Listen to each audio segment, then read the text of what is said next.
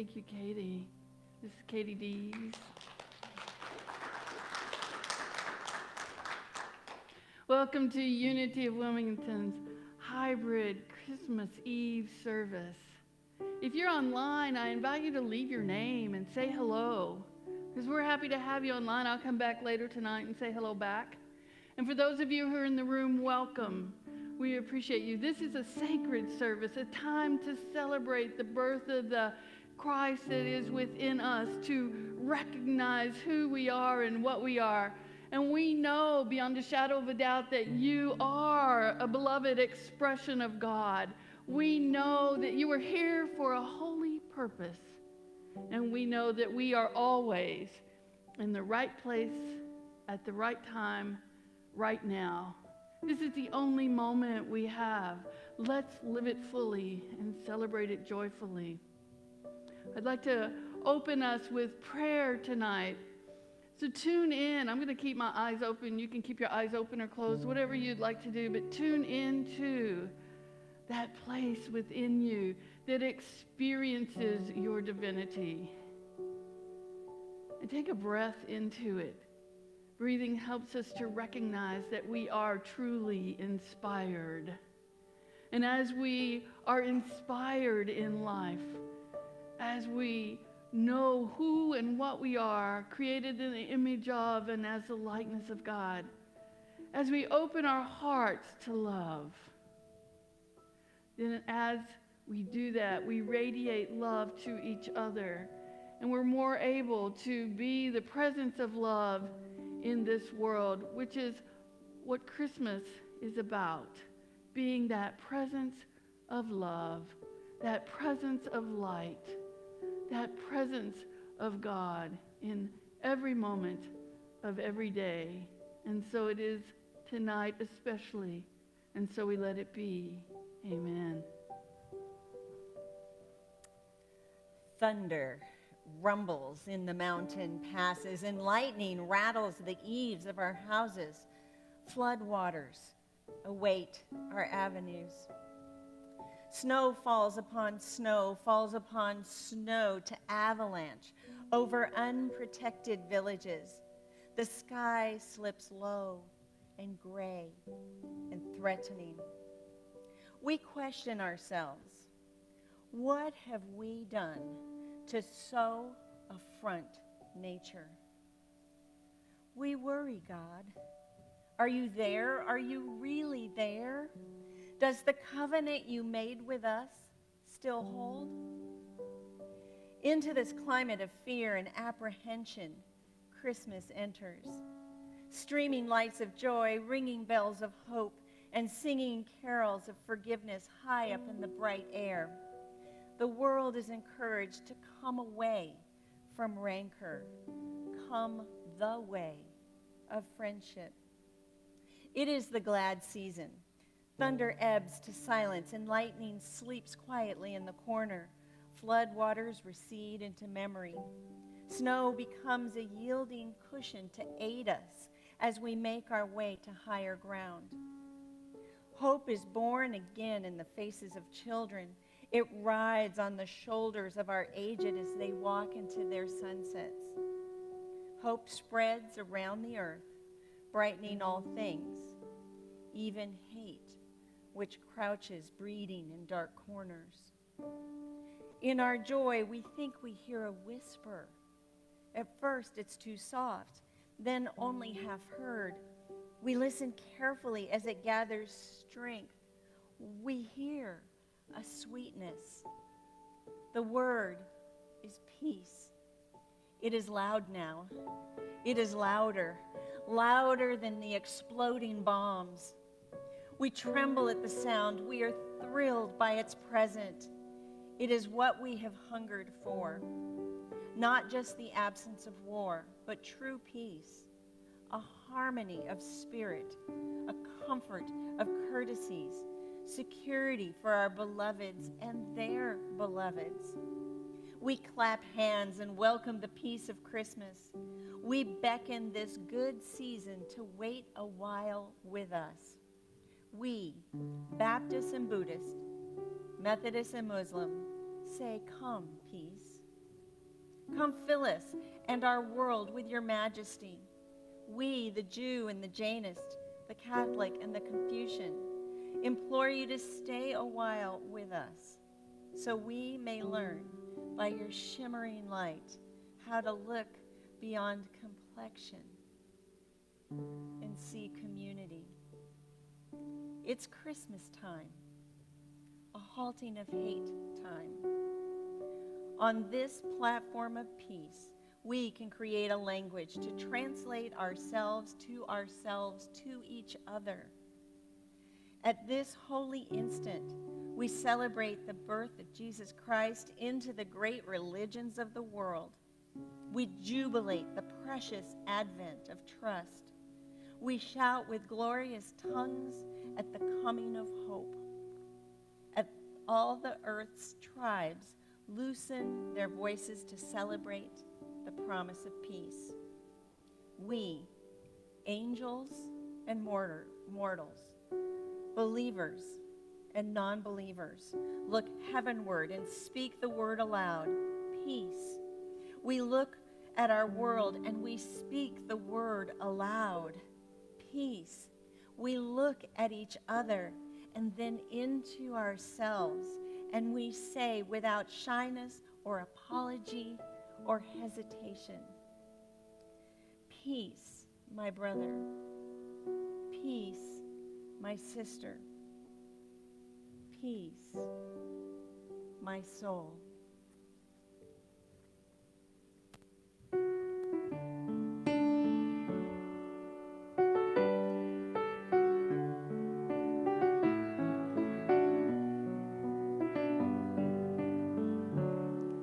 It's a house full of noise, 'cause the family's all in town. It's an attic full of toys, so the kids don't find out.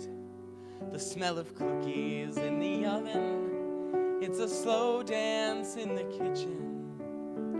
Oh, ain't it something? It's a Christmas to believe in.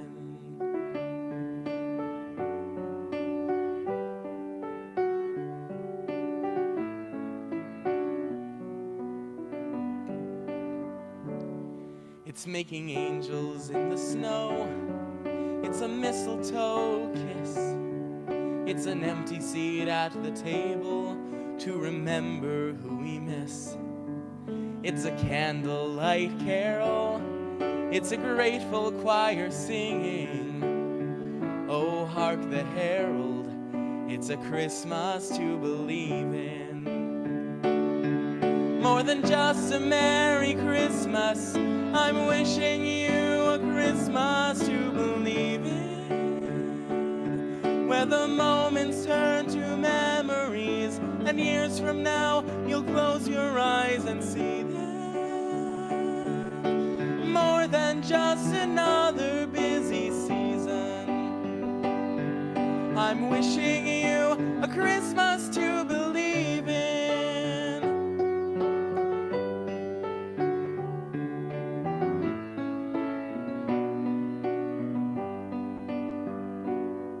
It's a blanket by the fire, watching all our favorite movies. It's a wonderful life, in black and white just like it should be.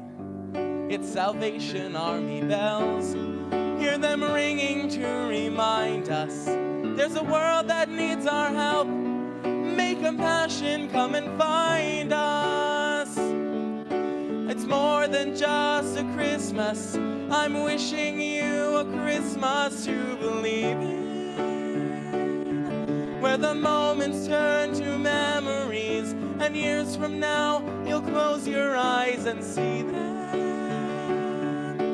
More than just another busy season, I'm wishing you a Christmas to believe in.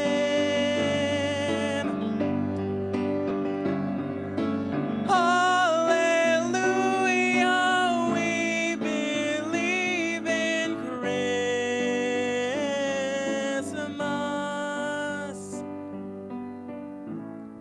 Oh, may your Christmas be a Christmas to believe in.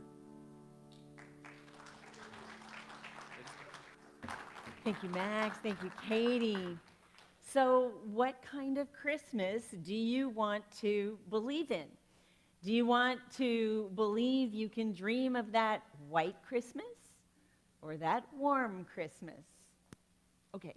You know, do you want to believe that you are going to have a Christmas with family, or are you dreaming of a Christmas free from family? Are you dreaming of a Christmas where you truly anticipate that gift that you have been wanting for so long? Or are you bracing yourself for a Christmas where you know that someone is going to give you a somewhat adequate substitution for that gift? What kind of Christmas do you want to believe in? I loved my parents. And my mom almost always had a different vision of what I wanted than the vision of what I thought I wanted. When I was in the 6th grade, I was accepted to a special music program, and in that special music program, I got to take violin lessons. And I loved my violin. And I just couldn't wait to get home to practice my violin, and I played it all the time. But when I went to 7th grade, I went to a different school, and the different school didn't have that special music program. And guess what I got for Christmas that year? No. I got a guitar. And let me tell you why. And it took my mom years to confess that she just could not stand me playing the violin. She couldn't stand me. But I wasn't surprised, because very often I had this vision of what I wanted, and she had a different idea of what I wanted. And as I grew up, I got to realize that that experience was giving me a very valuable life lesson. And the life lesson is this: I learned how important sovereignty is. How important it was for me to pay attention to my own sovereignty, to be true to myself and honor myself, and how important it was to honor other people. And the other big lesson I learned was the art of resiliency. When my 11-year-old or my 12-year-old or my 7-year-old or my 3-year-old, when my whatever-year-old world went left, when I thought it was going to go right, I learned to go with the flow long enough in order to create a new plan for myself. Resiliency and sovereignty, two important life lessons that I am now very grateful for my mom, whatever she meant, that's what I got. It's sort of like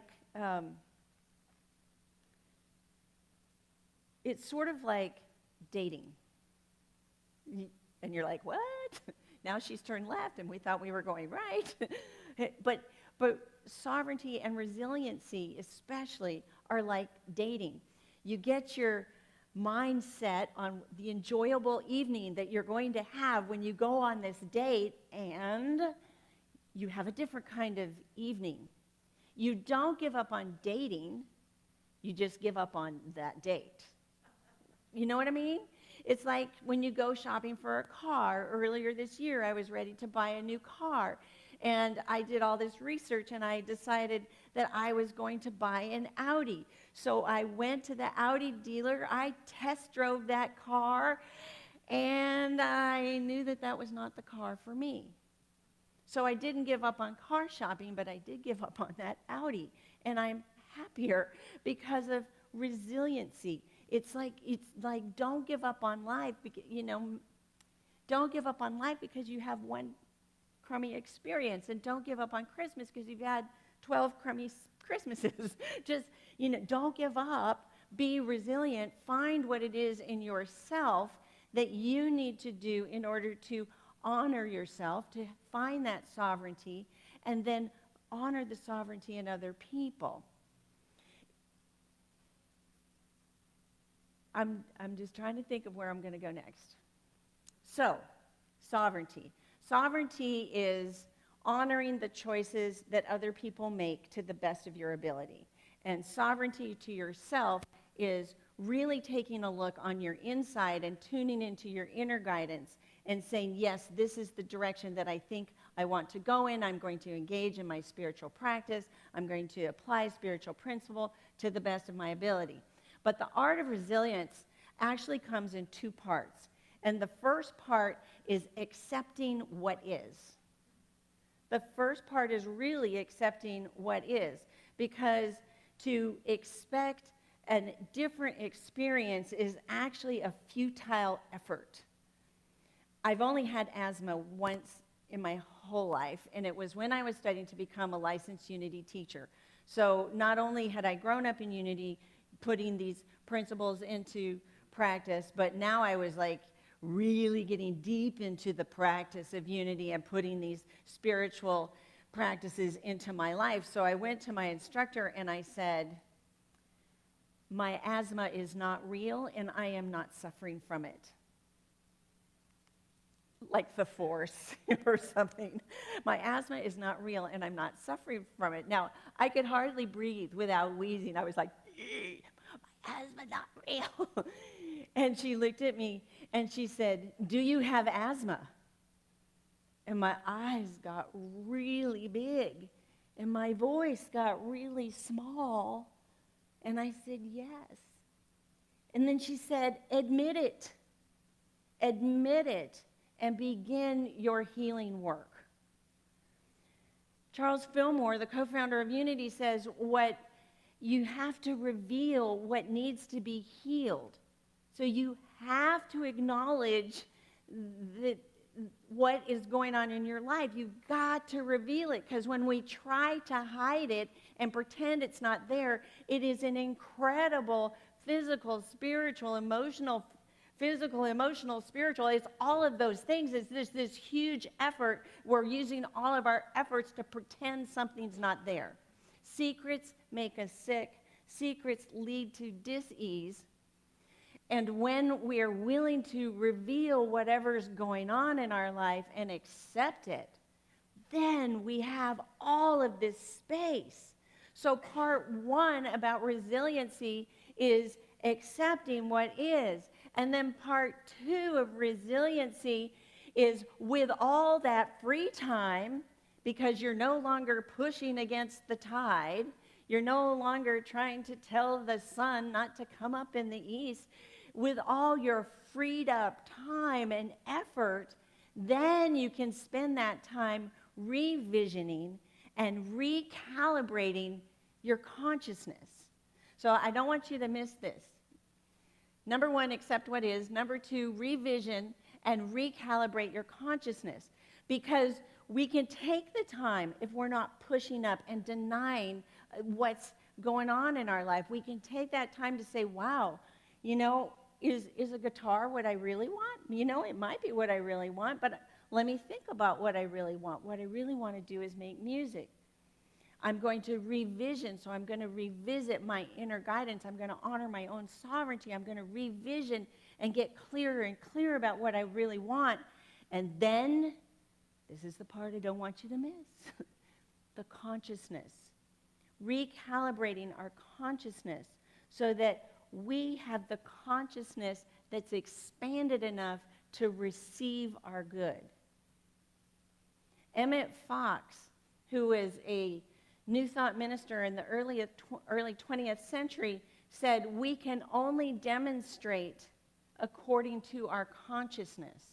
So my not getting a violin or any of those other things, I didn't have it in my consciousness that I was good enough to receive it.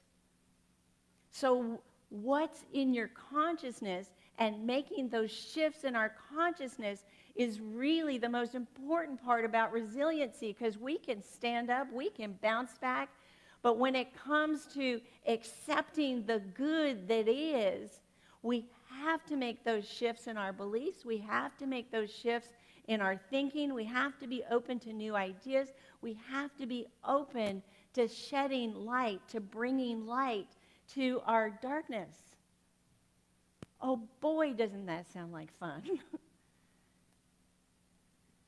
Way back in the mid-4th century, Pope Julius decided that the church would celebrate the Mass of Christ on December 25th. Now, there was no historical marker at all for when Jesus was actually born, but his choice of December 25th was very deliberate. It was deliberate in consciousness because what he wanted to do strategically was to open more people up to the idea, to the teachings that Jesus brought from his ministry, from his lifetime, beginning with the miracle of his birth.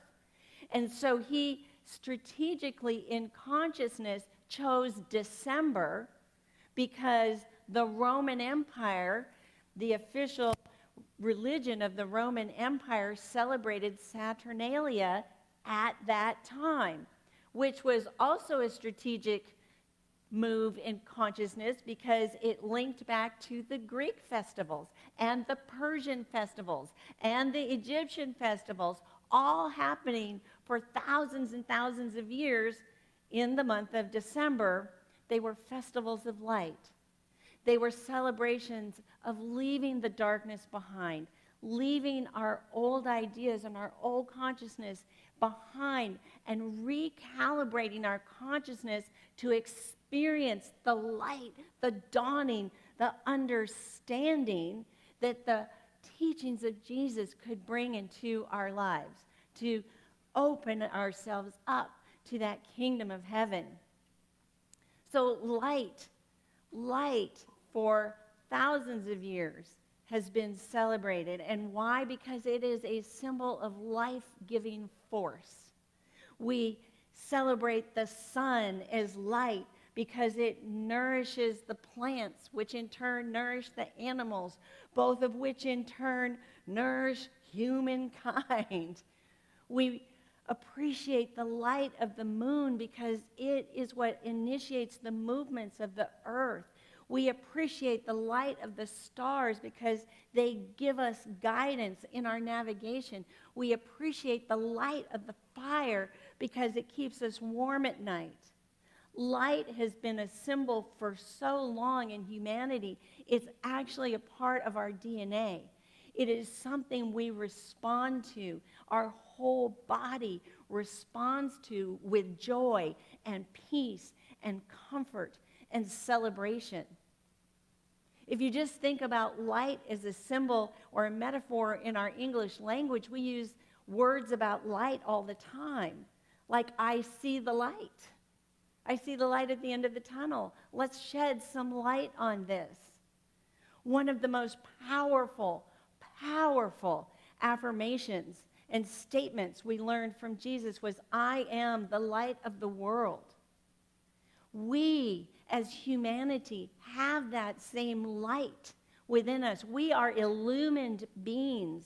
We have an opportunity to tune into our heart at any time and ask ourselves, what kind of Christmas do I want to believe in? What kind of Christmas this night before Christmas? What kind of light do I want to bring to the world?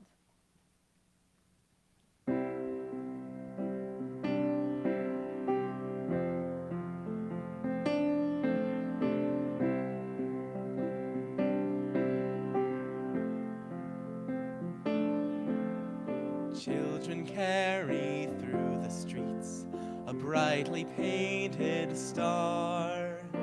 Angels gather round the hearth, strumming on guitars. Men of great renown and faith sing prayers on boulevards. 'Twas the night before Christmas. But you don't have to be an angel to sing harmony, and you don't have to be a child to love a mystery, and you don't have to be a wise man on bended knee. The heart of this Christmas is in you and me. The night before Christmas, the night before Christmas. If your heart's been longing and you're too afraid to try, sorrow's kept you company and the dance has passed you by, I lift you up and blaze with you across the moonlit sky on the night before Christmas. 'Cause you don't have to be an angel to sing harmony, and you don't have to be a child to love a mystery, and you don't have to be a wise man on bended knee. The heart of this Christmas is in you and me. The heart of this Christmas is in you and me.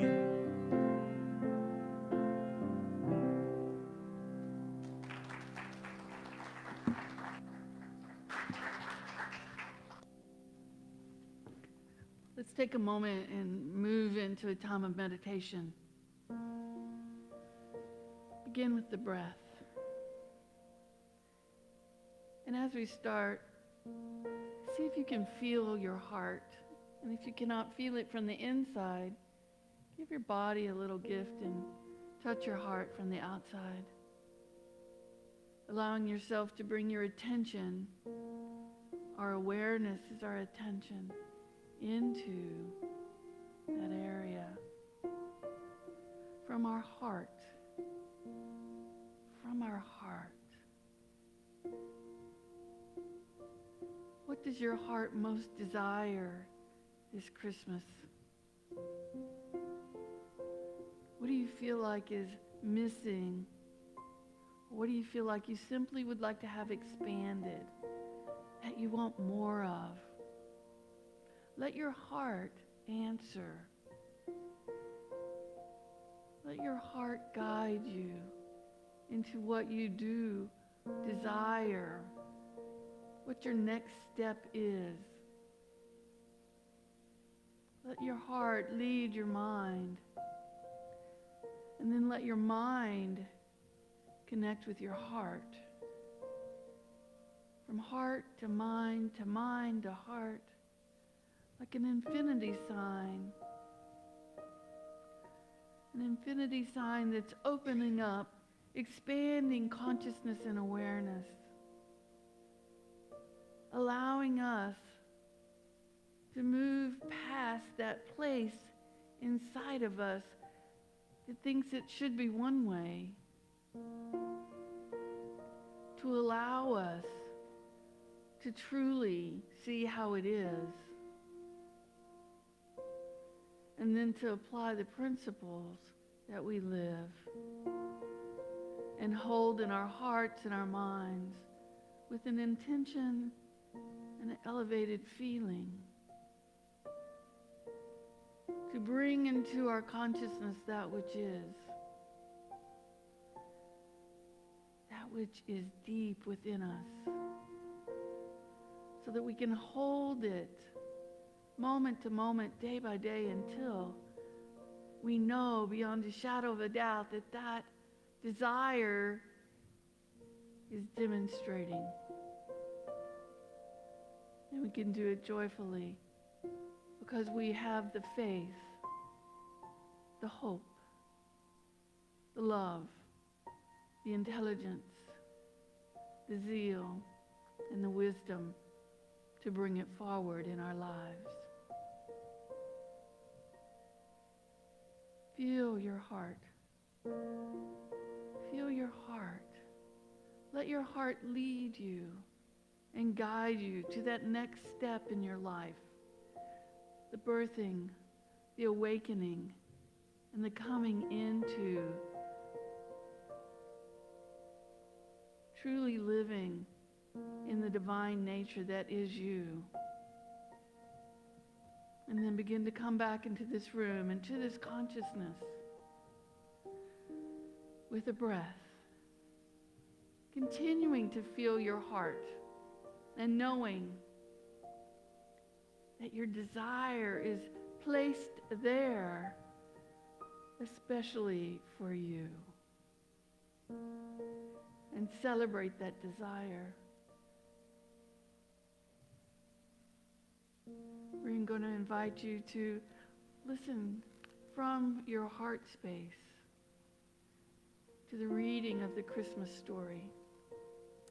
This night, as we hear the Christmas story read, as we participate in the pageantry of Christmas, let us remember that in the mind of the Hebrew writers, Matthew and Luke, these words and images share their sacred relationship with God and the coming of the Anointed One. In the time of old, Caesar Augustus ordered a census to be taken throughout the empire of Rome. Everyone had to travel to their own ancestral homeland to be accounted for. Joseph and Mary went to Nazareth, to Bethlehem in Judah, where Joseph had been born. Mary was close to birthing their baby. Since we see the Christmas story as a part of us, let's affirm, I live my own inner journey of accountability. Together, I live my own inner journey of accountability. As the story goes, God's Holy Spirit had made her pregnant following the prophecies of Isaiah, who declared, she will bring a son to birth, and when she does, you, Joseph, will name him Jesus, meaning God is with us. Let's affirm together. I acknowledge the God within me and all of us.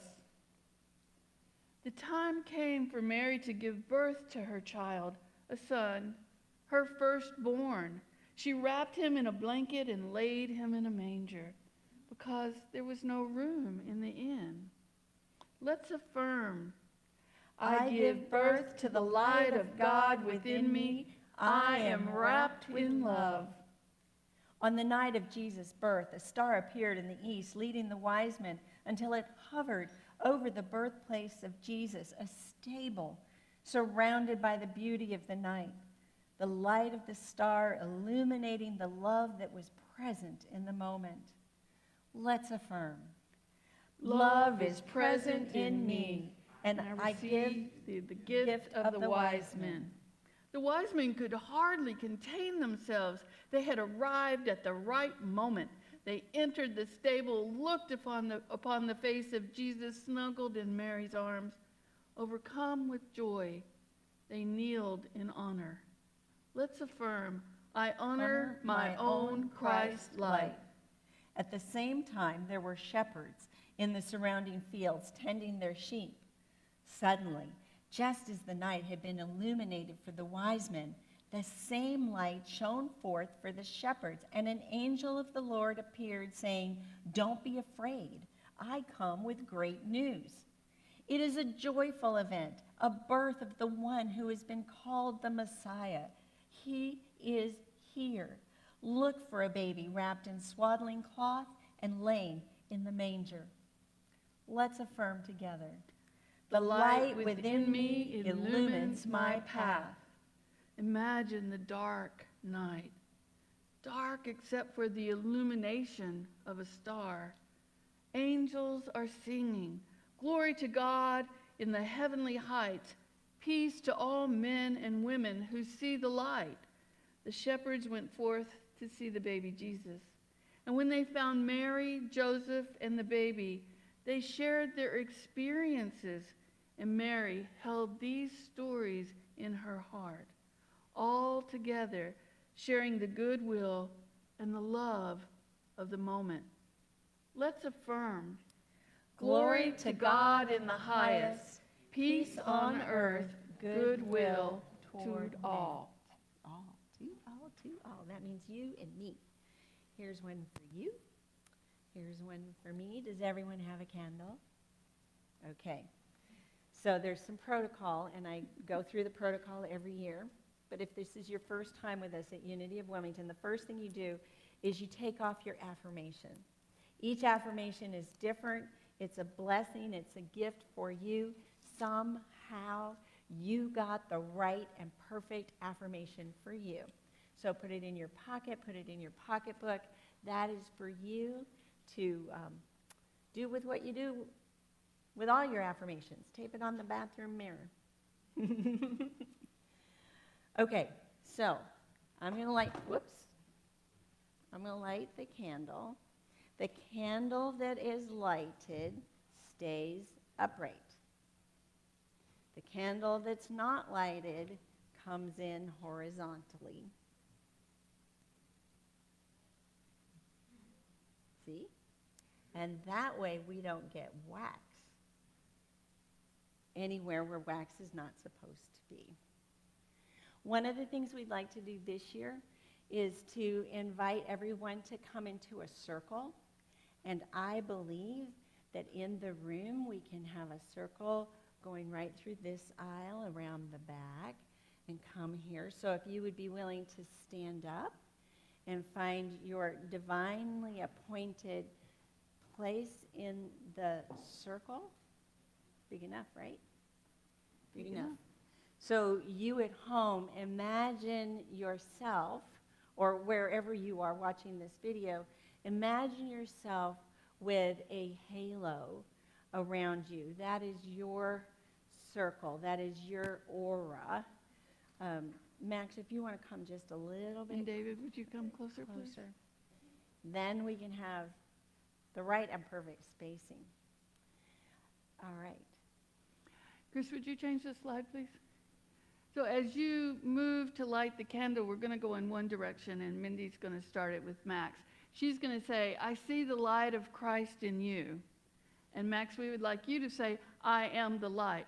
So then, Max, you'll turn to Danielle and say, I see the light of Christ in you. And Danielle will say, I am the light. And then she'll turn to her grandma and we'll go. And Yes? we'll just move around the room this way. Yes. Okay. I'm going to get it. I see the light of Christ in you. I am the light.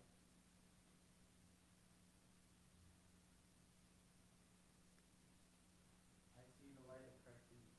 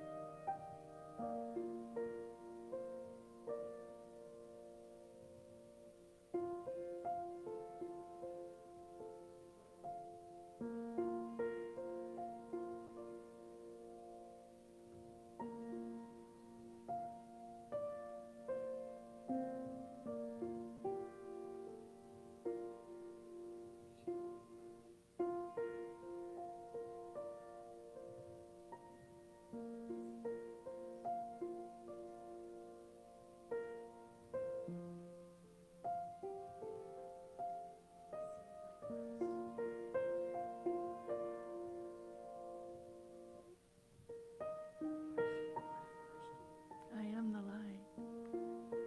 And we see the light of Christ in each and every one of you. And will you affirm with us, I am the light. I am the light. Let's sing together, Silent Night. Taking a note.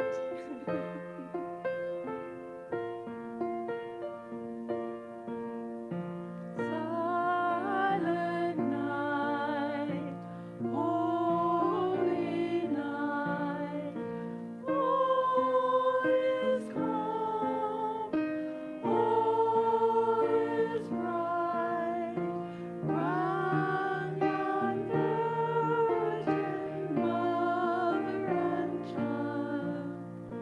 Holy infant, so tender and mild, sleep in heavenly peace,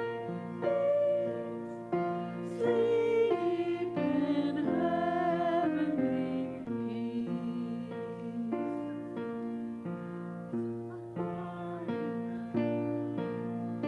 Holy night, Son of God, love's pure light, radiant beams on thy holy face, with the love and evening grace.